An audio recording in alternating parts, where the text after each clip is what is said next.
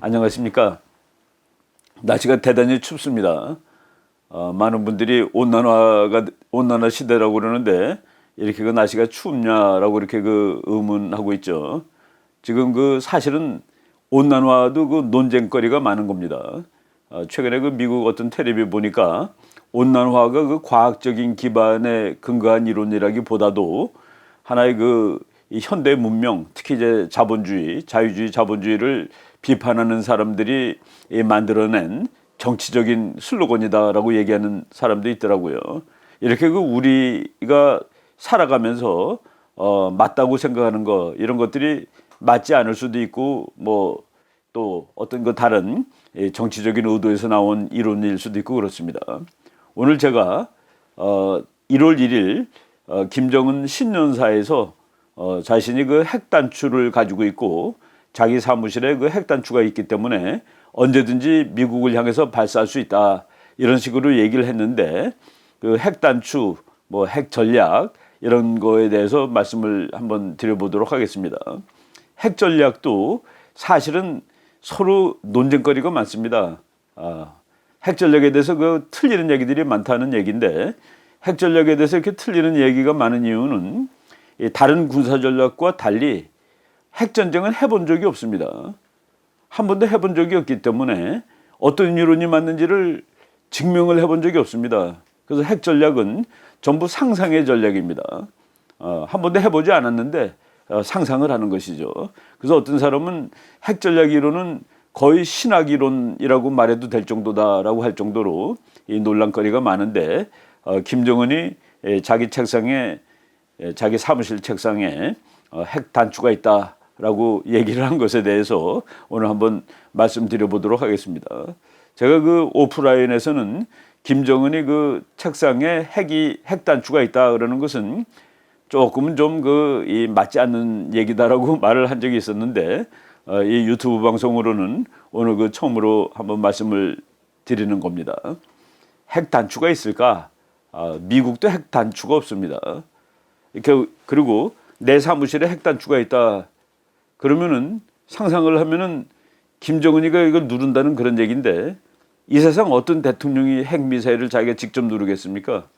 그거는 그 문자 그대로 핵 단추라는 말을 쓴다면은 그것은 말이 안 되는 얘기다라고 말씀을 먼저 드릴 수가 있겠습니다.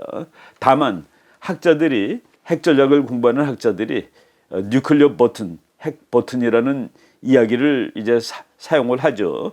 근데 그 핵 버튼이라는 것은 그 핵무기의 통제, 발사 이런 데 관련된 그 통칭입니다.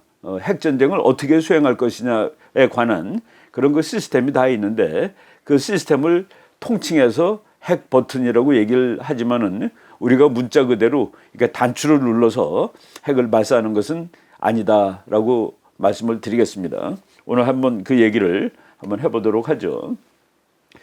김정은 그 신년사에서 이런 얘기를 했죠.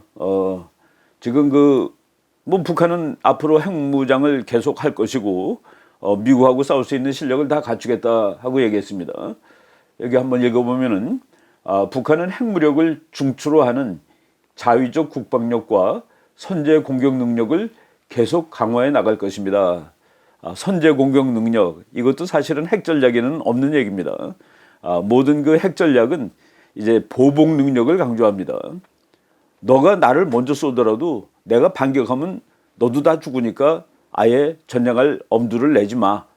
그런 의미에서 보복 전략이 중요하지 선제 공격 전략은 미국이나 소련이나 서로 회피하던 전략인데 김정은은 자유적 국방력과 선제 공격 능력을 계속 강화해 나갈 것입니다. 그러니까 핵 전략의 상괴에서 벗어난 얘기를 했다는 그런 얘기입니다.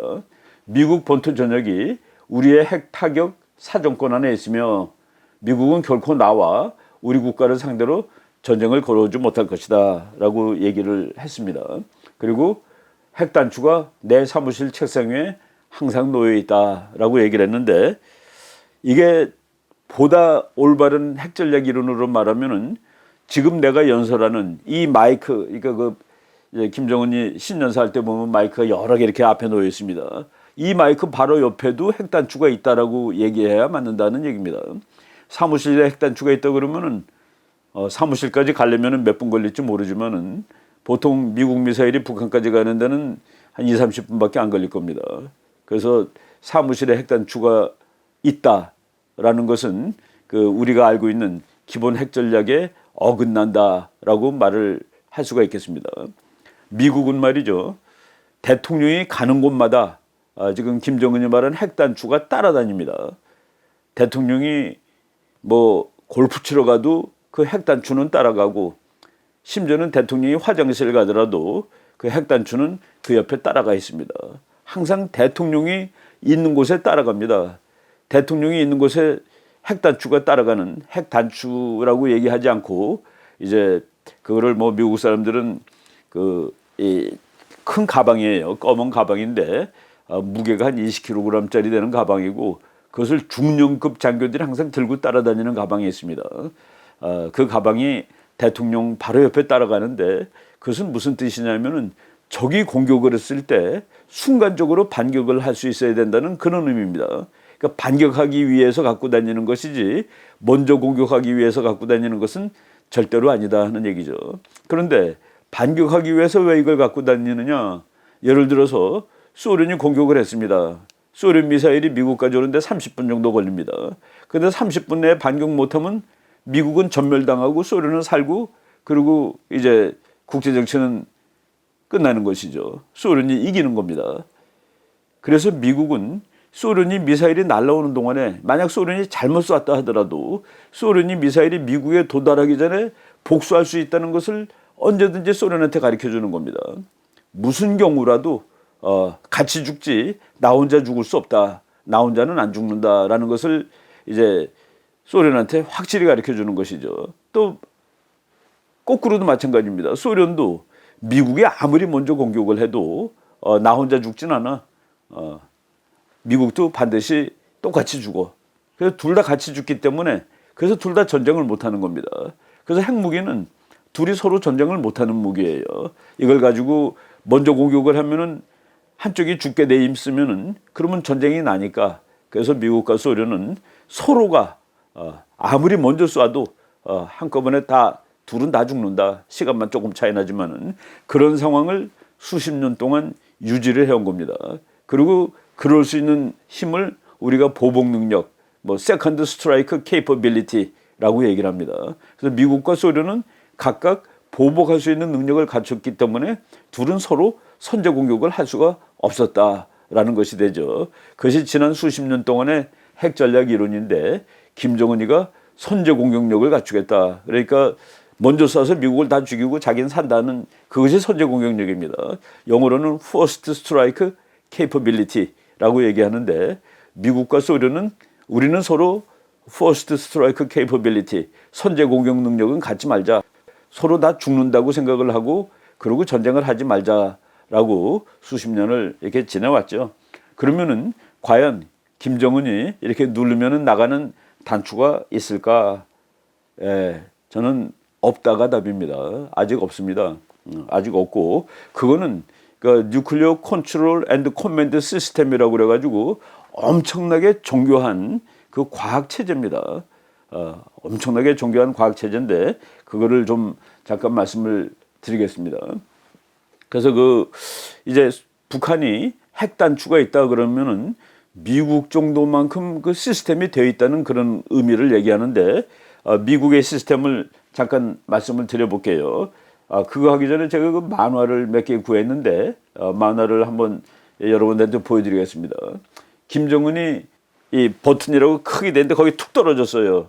배로 떨어졌습니다. 이렇게 그 사진을 그림을 보면은 이게 그만큼 시스템이 돼 있지 못하다는 것을 상징적으로 여러분이 지금 보시는 그림이 김정은이 입에다가 그 어린애들 그 우유 젖 빠는 거 있죠. 그거를 물고 이제 떨어지는 그 그림이 있는데 아직도 제대로 발전돼 있지 못하다는 것을 상징하는 그런 만화입니다. 그리고 여러분 그 애들이 타는 거 콩콩 튀는 거 있죠. 이렇게 붙들고 타면은 툭툭 튀는 거. 김정은이 요 만화는 김정은이 핵 버튼이 있는데 거기서 콩콩 튀는 거예요. 근데 거기 닿으면은 이제 미사일이 날아가는 건데 지금 이 만화는 여러 번 튀었는데 그 단추를 못 누르고 있다는 그 상징. 이것은 아직 북한이 그런 핵 통제 체제까지 완성되지 못했다는 것을 이제 말해주는 그런 말입니다. 그 여기 그림 하나 더 보실 텐데 김정은이 이렇게 그 리모컨을 들고 있는데 미사일이 날아가다 떨어져갖고 땅에 박혔어요. 그래서 김정은이 막 우는 장면입니다. 장난감이 떨어져가지고 땅에 박혔다, 실패했다. 작년에 트럼프 대통령이 1월 20일 날 취임을 하고 2월 12일부터 북한이 이제 계속 미사일을 쏩니다. 9월 달 쏘고 그리고 이거 오랫동안 안 쏜다 했는데 75일 만에 또 쐈습니다. 그래서 11월 하순에 쐈는데 전부에서 14번을 쐈습니다. 14번을 쐈는데 제가 이제 방송을 한번 한 적이 있습니다만은 14번 중에서 5번이 실패입니다. 5번이 실패인데 2번은 뭐 날아가다가 이제 아예 그냥 발사하다가 터졌습니다. 이건 발사 실패라고 그러죠. 그리고 2번은 뭐 불과 몇 분 날아가다가 추락을 했습니다. 금년 1월 달에 북한이 4번째 실험 실패하는 장면에 대한 그 기사가 미국 그 잡지에 났는데 그 4번째 거를 어디서 발사했냐면은 평양에서 조금 올라가면 있는 이 마을에서 발사를 했는데 그것이 한 1분 정도 날다가 북한에 있는 마을에 떨어진 거로 돼 있습니다. 그래서 미국 그 신문 기사는 뭐라고 돼 있냐면은 북한이 미사일을 실패함으로써 자기를 폭격하였다라고 나와 있습니다. 미사일 발사가 실패해서 자기를 폭격한 꼴이 되었다. 뭐 얼마나 많은 인명 피해가 나고 이런 것은 발표를 안 했죠. 물론 이제 거기 핵탄두를 달지 않았기 때문에 수많은 사람이 뭐 인명 피해를 입은 것은 아닙니다. 다만 그 미사일이 날아가다가 추락을 했기 때문에 그 밑에 일부 피해가 있었을 거는 분명한데 그래서 북한이 아직도 그 정교한 그런 미사일 발사 체제 그리고 미사일 통제 체제를 가지고 있지 않기 때문에 우리가 그 핵 단추를 가지고 있다 하는 것은 좀 그 허세일 가능성이 많다라고 이제 말씀을 드립니다. 근데 그 미국은 이제 어떻게 갖고 있냐를 말씀드리기 전에 트럼프 대통령이 북한이 핵 버튼을 가지고 있다고 얘기를 하니까 그대로 반격을 했습니다. 나도 가지고 있다라고 얘기를 했습니다. 그래서 이제 그 분장을 제가 이제 해석을 해봤습니다. 김정은이 방금 핵 단추가 항상 자신의 책상에 놓여 있다고 말했다.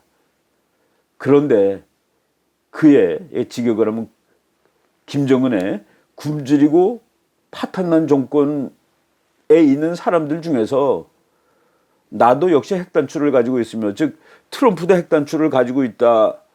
그리고 트럼프의 핵단추는 김정은이 가진 것보다 훨씬 크고 더 강력하며 그리고 트럼프 것은 작동 가능한 것이라고 말해줄 사람은 없는가 라는 식으로 글을 썼습니다. 그러니까 트럼프가 이제 김정은이 자기가 핵단추가 있다고 그러니까 그 김정은 사람들 중에 그 파탄나고 굶고 있는 그 정권에서 일하는 사람 중에서 김정은이한테 트럼프도 그거 갖고 있고 트럼프 거는 더 크고 트럼프 거는 작동 가능하다고 말해줄 사람 있는가. 여기서 저는 방점이 작동 가능한 그런 뜻입니다. 그래서 그 영어로는 and my button works. 나의 버튼은 기능을 할 수 있는 것이지 김정은 건 못한다는 그런 의미를 얘기한 것이죠. 예.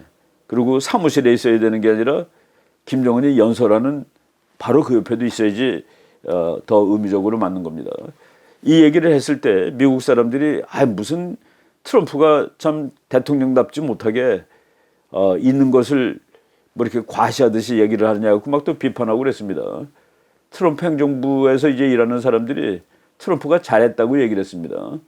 잘했다고 얘기하면서 그 니키 헤일이라는 유엔 대사가 뭐라고 얘기를 했냐면은 미국하고 북한하고 둘이 싸울 경우에 현실적으로 파괴될 나라는 미국이 아니라 북한이라는 것을 제대로 가르쳐줘야 되기 때문에 그렇게 말한 것은 잘한 것이다.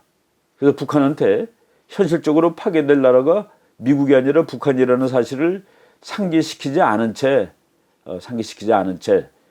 트럼프 대통령은 김정은이 미국을 파괴할 수 있음을 묵시적으로 그냥 놔둘 수는 없는 일이었다. 그래서 김정은한테 싸우면은 미국이 이긴다는 것을 말했기 때문에 그것은 잘한 것이다라고 얘기를 하고 있습니다. 예, 제가 앞에 얘기했지만 핵무기는 쓰려고 만드는 무기가 아닙니다. 우리가 과거의 군사 전략은 어떻게 싸워서 전쟁에 이길 수 있는가, 거기에 모든 초점을 다 맞췄습니다. 그런데 핵시대가 된다면서부터는 어떻게 하면 싸우지 않을 수 있을 것인가에 초점을 맞춥니다. 그래서 핵시대의 군사 전략은 전쟁 억지 이론이지 워 파이팅이 아닙니다. 디터런스입니다. 디터런스. 싸움을 아예 안 하는 것이죠. 그래서 핵 전략은 어떻게 하면 전쟁이 안 날까에 모든 것을 집중을 하는 것이죠. 그리고 클라우제비츠가 이렇게 얘기했습니다. 아주 유명한 전략 이론가인데 전쟁이라는 것은 다른 수단에 의한 정치의 연속이다 라고 얘기를 했습니다. 그것은 핵전쟁이 아닐 때까지는 맞을 수 있는 얘기입니다. 뭐 말로 안 될 때는 할 수 없이 전쟁이라도 하는 거니까. 그런데 핵시대에서는 그건 안 된다. 왜? 너무 파괴력이 세기 때문에 이긴 나라고 진 나라가 없습니다. 다 부서진 후에는 전쟁에 이겼다라는 말을 할 수가 없는 것이죠. 그래서 핵시대에는 이제 서로 안 싸우고 문제를 해결하는, 그래서 인간의 역사에서 1차 대전, 2차 대전은 전쟁을 했지만은 사실상의 3차 대전은 전쟁이 없이 끝났습니다. 소련이라는 나라가 무너지고 미국이 혼자서 유일 초강대국으로 남는데 그 정도 사건이 일어나려면은 옛날에는 2차 대전, 1차 대전 수준의 전쟁이 있어야지 다가올 수 있는 그런 국제체제가 생겼는데 3차 대전은 전쟁 없이 이렇게 새로운 세상을 만들 수가 있었죠. 핵 때문에 그렇다는 그런 얘기입니다. 그래서 맨 처음에는 북한도 미국하고 싸우지 않기 위해서 이제 핵을 개발했습니다. 우리나라 신문도 그렇고 많은 국민들이 미국하고 북한하고 전쟁한다. 그리고 미국이 북한을 핵 공격한다 이런 말이 나오는데 이것은 이론에는 없는 얘기입니다. 미국은 절대로 북한을 핵 공격하지 않습니다. 북한이 먼저 핵 공격을 하지 않는 한, 그리고 북한도 미국을 절대로 핵 공격하지 않습니다. 정상인 한. 왜냐하면은 북한이 미국을 핵 공격해서 도시 하나가 없어졌다고 한번 상상을 해봅시다. 그럼 미국은 어떻게 반응하겠습니까? 북한이라는 나라가 없어지는 것이죠. 그 다음에. 그래서 북한은 절대로 미국을 핵 공격하지 않습니다. 그리고 미국도 절대로 북한을 선제적으로 핵 공격하지 않습니다. 재래식 폭탄으로 공격하겠죠. 그래서 핵폭탄은 서로 쓰는 게 아닌데 핵폭탄을 쓰는 것이 아니면 핵전쟁은 아니다는 그런 얘기죠. 그런데 북한이 핵을 만드는 이유, 우리가 뭐 여러 번 설명을 했습니다만은 또다시 이제 말씀을 드리겠습니다. 김정일이, 그러니까 김정은의 아버지죠. 김정일이 살아있을 때 뭐라고 얘기를 했냐면은 자기 할아버지도 있을 때입니다. 김정은의 할아버지도 있을 때인데 수령님 대 조국을 통일하자면 미국 본토를 때릴 수 있는 능력을 가져야 한다. 그래야 마음 놓고 조국 통일 대사변을 주동적으로 맞이할 수 있다. 무슨 얘기냐면은 북한이 한국을 통일하고 싶습니다. 말로 안 되기 때문에 전쟁이라도 해서 통일하고 싶어요. 그런데 미국이 여기 버티고 있습니다. 미국 보고 아무리 가려도 가질 않습니다. 북한의 꿈은 미국을 몰아내는 것이죠. 그런데 미국까지 가는 핵폭탄을 만들어 놓으면은 그때 미국이 한국을 도와주기가 아주 힘들어집니다. 즉 북한은 미국과 싸우지 않을 수 있게 되는 겁니다. 미국까지 가는 핵폭탄을 만드는 날 미국한테 그러겠죠. 한국 문제에 끼지 말라. 그리고 서울을 살리기 위해서 LA를 포기하는 것은 바보 같은 짓이다. 그래서 북한은 미국하고 싸우지 않기 위해서 미국까지 가는 핵폭탄을 만드는 것입니다. 그러면은 미국은 이제 그 로스앤젤레스를 포기할 각오를 하고 서울을 도와줄 수 없으니까 그런 상황이 됐을 때 북한은 한국을 핵 공격한다? 그럴 리가 어디 있습니까? 서울을 왜 공격합니까?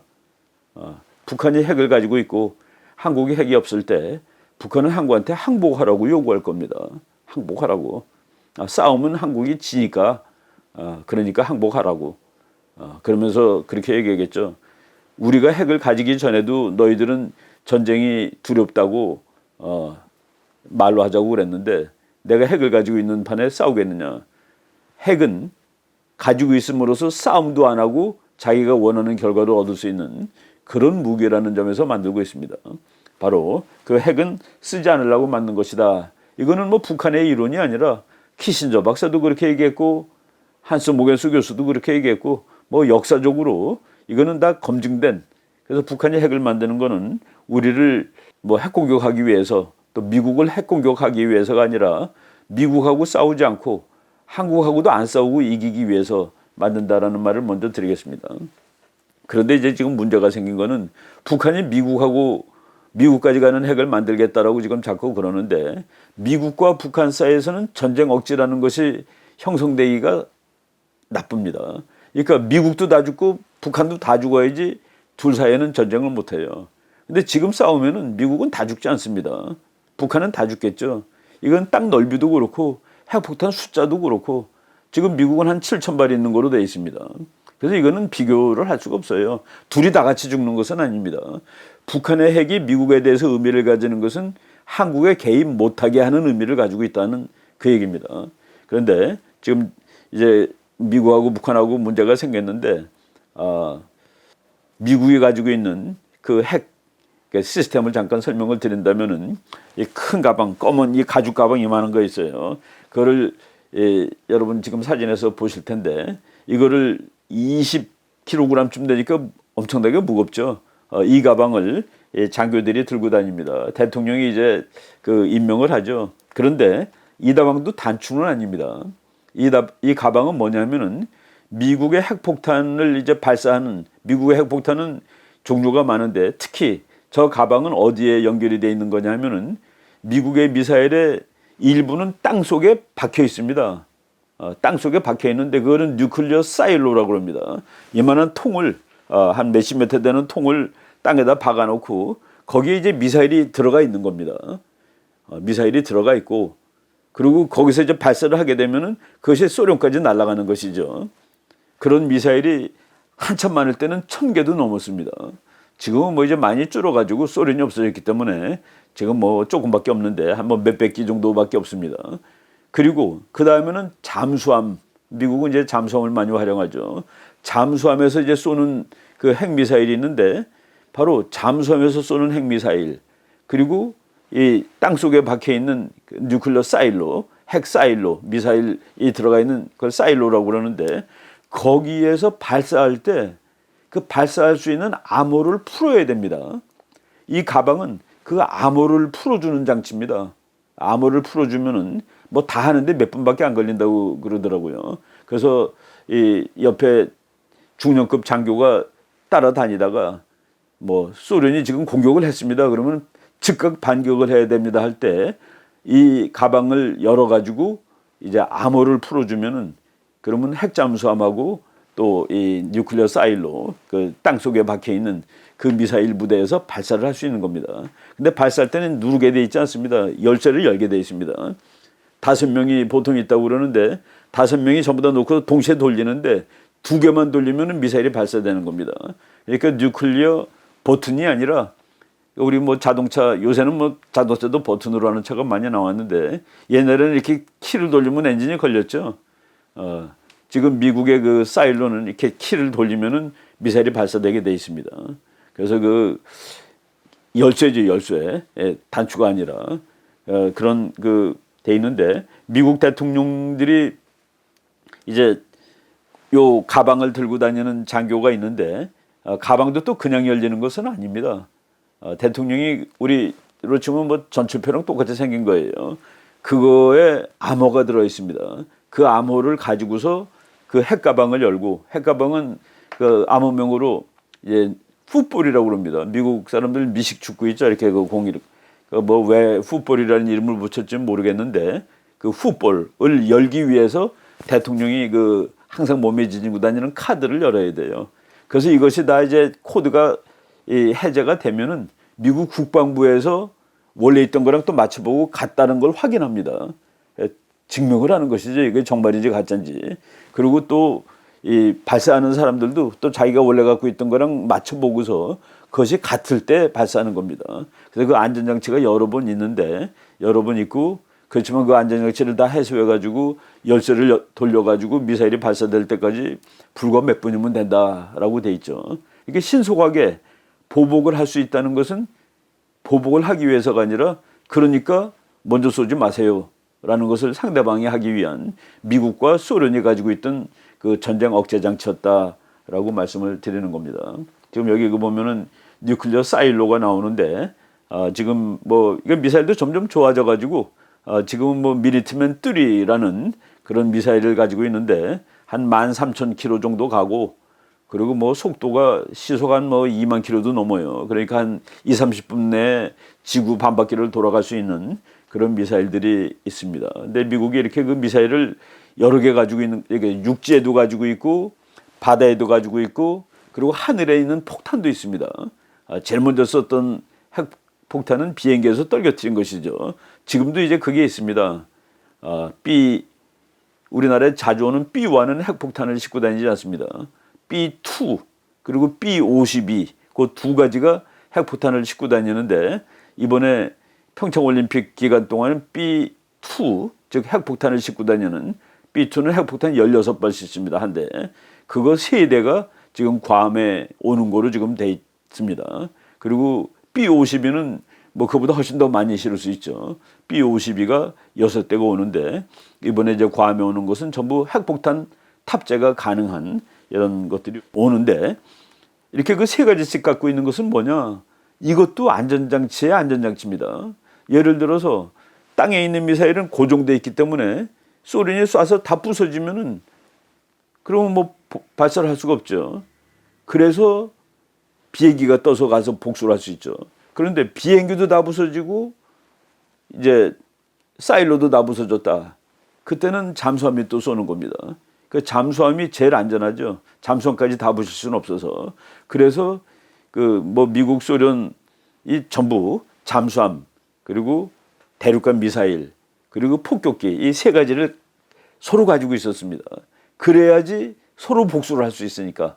그래서 서로 전쟁을 억제하는 그런 장치를 갖고 있었는데 지금 북한은 일단은 현재는 장거리 미사일 정도가 있는 거로 이제 돼 있습니다. 그러니까 하나가 있는 것이죠. 세 가지 종류가 아니라. 그리고 잠수함을 앞으로 만들려고 그러는데 아직은 뭐 이렇게 그 발전 상황이 그렇게 대단하지 않은 거로 알 수가 있습니다. 지금 여기 그 사진 이건 옛날 사진인데 땅 속에서 미사일이 발사하니까 그 통 속이기 때문에 발사할 때 불이 막 뿜죠. 그래서 불이 옆으로 이렇게 올라가는 그 사진을 지금 여러분이 보시고 있습니다. 네. 핵폭탄은 대통령의 허락을 없이는 못 쏘는 겁니다. 그래서 미국 대통령이 마지막으로 허락을 하는데 혼자 그냥 자기 생각나서 하는 것이 아니라 뭐 참 그 최고급 고위 이제 안보 관리들하고 협의를 하고 그렇지만 이제 결국은 반대하는 사람도 있지만은 대통령이 최종 결정을 한다고 그러더라고요. 그리고 또 이게 쏘는데도 나는 죽어도 못 쏘겠다고 그런 사람도 있을 수 있습니다. 그래서 죽어도 못 쏘는 사람이 있을 경우를 대비해서 5명이 열쇠를 돌리는데 2개만 돌렸어도 나가게 돼 있다는 그것까지도 다 안전장치로 이제 만들어 놓은 것이죠. 이런 걸 우리가 전체를 얘기해서 핵 뭐 컨트롤 뉴클리어 컨트롤 시스템이라고 그러죠. 커맨드 앤드 컨트롤 핵을 통제하고 명령하는 체계인데 그걸 통칭해서 우리가 핵 단추라고 얘기를 합니다. 근데 북한이 과연 그 핵 단추가 다 있는지는 저는 뭐 의심입니다. 그리고 정말 그 김정은이 미국한테 나는 언제든지 그 얘기를 하려면 지금 내가 연설하고 있는 이 마이크 바로 옆에도 핵 단추가 있습니다라고 얘기하는 것이 더 그 현실에 가까운 실제에 가까운 그런 얘기가 되지 않았겠나는 생각이 듭니다. 뭐 여기 이제 이런 재미있는 일화들이 많습니다. 예를 들어서 냉전이 끝난 다음에 세상이 좋아졌잖아요. 그때 트럼프가 아니라 클린턴 대통령이 요 카드를 잃어버린 적이 있었습니다. 카드를 잃어버려가지고 그러니까 만약 소련이 공격을 한다면은 그 뉴클리어 후보를 열 수가 없어요. 대통령이 카드를 잃어버렸으니까. 그래서 카드를 급히 새로 발급해 준 적도 있고 핵전쟁은 30분짜리 전쟁인데 30분 동안에 못 막으면 그냥 다 얻어맞는 건데 이 카드를 잃어버렸으니 얼마나 황당하겠습니까?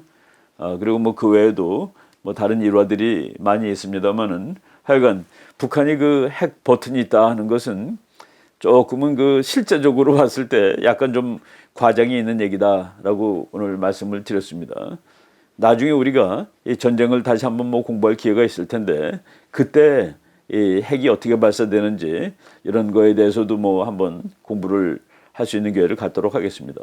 오늘은 뭐 요 정도로 북한의 그 핵 버튼이라는 것은 조금 뭐 과장된 얘기다라고 여러분들이 이해하셔도 될 것 같다는 말씀을 드렸습니다.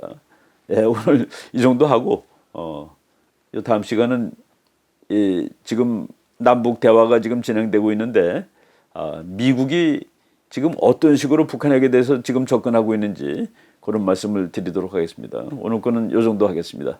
예. 예. 제가 지금 김정은의 핵 단추 얘기하면서 미국의 그 뉴클리어 풋볼에 대해서 얘기했는데 거기에 이거를 재미있는 일화라고 하기에는 너무 심각한 얘기가 될 수 있는 것 같아요. 그 얘기를 하나만 그냥 한번 말씀드려 볼게요. 여러분 지금 사진 보고 계시는데 레이건 대통령이 이제 이 사람이 말 타는 걸 좋아했습니다. 그 말 타러 가는데 그 옆에 그 해병대 장교가 가방을 들고 가고 있습니다. 그게 바로 그 핵 가방입니다. 그 풋볼이라는 가방이고 레이건 대통령이 그 회고록을 보면은 나는 대통령하는 8년 동안에 그 카드 한 장만 주머니에 넣고 다녔다. 나는 그게 무슨 돈 계산하는 카드인 줄 맨 처음에 알았는데 나중에 그것이 그 핵가방을 열기 위해서 필요한 카드였다는 것을 알았습니다. 그런데 클린턴 대통령이 제가 그 방송 중에 그 카드를 잃어버린 적이 있다고 그랬는데 클린턴 대통령을 따라다니던 그 장교가 한 사람이 있습니다.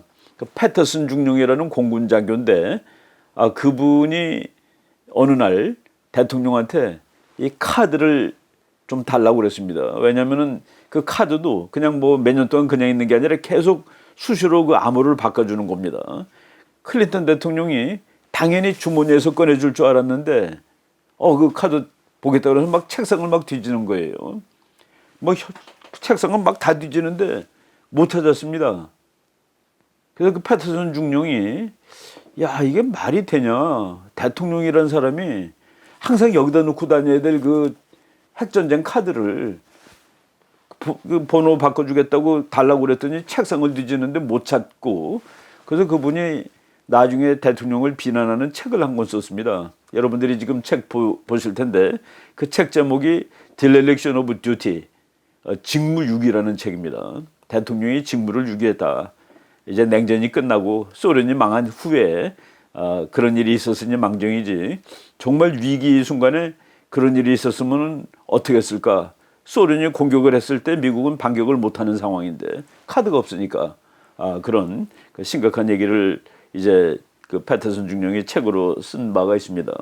그리고 또 하나, 이것도 그 냉전 시대에 아주 정말 땀나는 얘기인데, 닉슨 대통령이 그 탄핵을 거의 당할 뻔했죠. 그래서 그 탄핵 당하기 직전에 이 사람이 탄핵 당하기 직전에 사퇴를 했습니다. 사퇴를 하면서 뭐라고 얘기를 했냐면은 내일 낮 12시를 기점으로 내가 대통령직에서 물러나겠다라고 얘기를 했습니다. 그 대통령직에서 물러나겠다고 얘기를 하고 이제 내일이 됐습니다. 근데 오늘 대통령 관두는 날인데, 이분이 그 워싱턴에 있는 그 공군기지에서 그 대통령 타고 다니는 비행기 있죠, 공군 1호기. 그 비행기를 타고 이제 그 자기 고향 캘리포니아로 갑니다. 그 로스앤젤레스 조금 밑에 내려가면은 그 요마일린다라는 조그만 도시가 있는데 거기가 자기 고향이에요. 거기 가보면 지금 닉슨 도서관도 있습니다. 그 자기 고향으로 가는데 그 비행기를 타고 떠나는 것이 아침 9시 반 정도 됐을 때입니다. 그러니까 아직도 대통령이에요. 12시까지 대통령입니다. 근데 그 대통령직에서 해제되는 것이 비행기가 날고 있는 시간입니다. 그런데 워싱턴에서 캘리포니아까지는 한 5시간 걸려요. 그러니까 비행기가 날아가는 동안에 대통령직에서 이제 그 대통령직이 해제가 되는데, 그래서 그 닉슨 대통령 그 얘기를 보면은 비행기가 떠났을 때는 대통령이었지만은 그 비행기가 캘리포니아에 도착했을 때 그는 he was an ordinary citizen, 일반 시민이 되어 있었다. 그때 이제 국무장관이 키신저 박사입니다. 키신저 박사가 고민을 하는 것이죠. 핵가방을 어떻게 해야 될지. 부통령이 포드 대통령이었는데 부통령이 백악관에 있습니다. 그리고 대통령은 비행기 타고 가고 있고 12시부터는 백악관에 있는 부통령이 대통령이 되는데 핵가방은 하나밖에 없죠. 그런데 놀랍게도 닉슨 대통령이 비행기에 실으라고 요구를 합니다. 그러면은 비행기에 싣고 가다 12시부터 12시 1분에 전쟁 나면은 반격을 못 하는 겁니다. 12시 1분에 소련이 발사를 하면은. 그런데 그러니까 갔다가 다시 워싱턴까지 오려면 한 7시간 정도, 7, 8시간 비죠.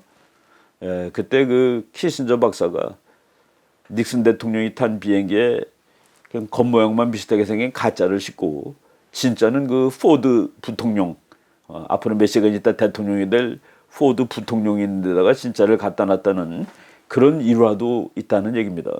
그러니까 만약 이것이 그때 전쟁이 발생했다고 그랬으면은 뭐 얼마나 그 황당한 일이 됐을지 우리가 뭐 감히 상상해 볼 수가 있는데 이런 일들이 있었고, 그래서 그 대통령들, 미국 대통령들도 야, 이게 참 이 정신적으로 이렇게 다 정상적이 아니, 뭐 정상적이 아닌 거 아니겠습니까? 이런 상황이라면은 심지어 이 닉슨 대통령은 그 사람 아주 머리 좋고 그런 사람입니다. 외교 정책에서는 그 미국에서 앞으로 이제 잘한 대통령으로 평가가 될 그럴 뿐인데 이 사람이 그 기자들한테 막 이 공격당하면서 탄핵 위기 있을 때 그 벽을 주먹으로 이렇게 때리면서 막 울면서 뭐라고 얘기를 하는데 그 얘기하는 거가 무슨 얘기냐면은 나는 지구를 다 깨버릴 수도 있는데라고 이렇게 하면서 벽을 주먹으로 치는 그런 일화가 있습니다. 만약 그런 상황에서 뭐 미국에 누가 덤비면은 핵전쟁 날 수 있는 것이죠, 능히. 바로 이렇게 그 핵 시대에는 정말 진땀 나는 시대였습니다. 지금 다 지난 다음에 이것을 재미로 얘기할 수 있지만은 그 순간은 뭐 참 어려운 시기죠. 그래서 그 키신저 박사 같은 사람 책 보면은 참 핵을 인간이 발명한 다음에 그래서 에너지가 얼마나 늘었습니까? 그렇지만 우리는 그것 때문에 언제 죽을지 모르는 그런 고민을 하면서 살고 있다는 그걸 프로메테우스 신화에 비유를 했습니다. 그래서 신의 불을 발명을 해가지고 벌을 받는 겁니다. 이제 낮 동안은 묶여가지고 독수리한테 막 쪼여요. 그래서 살이 막 파입니다. 근데 밤 동안은 또 그 살이 다 다시 살아나서 또 정상이 돼. 그리고 그 다음날 또 파이고. 인간의 생활을 그렇게 참 좋게 만들었는데 그것 때문에 영원히 고통을 당해야 되는 그 핵을 발견해가지고 고통을 당하는 그 인간의 모습을 프로메테우스 신에 비유하기도 하고 그랬었습니다. 지금 뭐 북한 핵 문제가 참 난감한 문제가 되고 있는데 이 문제가 잘 해결돼야 되겠습니다만은 약간 여기에 관련된 그런 핵 전략, 핵 통제 시스템 이거에 대해서 오늘 말씀을 잠깐 드렸습니다.